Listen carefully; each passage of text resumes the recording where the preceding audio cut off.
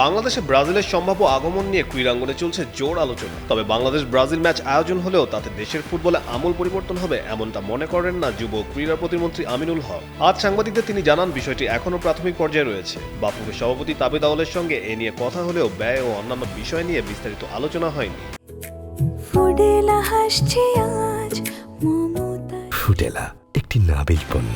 তবে আলোচনা এগুলোয় সরকার ম্যাচটি আয়োজনের চেষ্টা করবে। বাংলাদেশে ব্রাজিলের বিপুল সমর্থক থাকায় এমন ম্যাচ হলে সমর্থকদের দীর্ঘদিনের ইচ্ছে পূরণ হবে বলে মনে করেন প্রতিমন্ত্রী।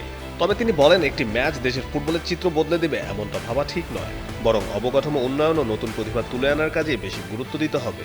2011 সালে ঢাকায় আর্জেন্টিনা নাইজেরিয়া ম্যাচের পর এবার ব্রাজিলকে আনার সম্ভাবনা তৈরি হয়েছে। শেষ পর্যন্ত ব্রাজিল বাংলাদেশে এসে স্বাগতিকদের বিপক্ষে খেললে সেটিকে দেশের ফুটবলের বড় অর্জন হিসেবেই দেখছেন ক্রীড়া প্রতিমন্ত্রী।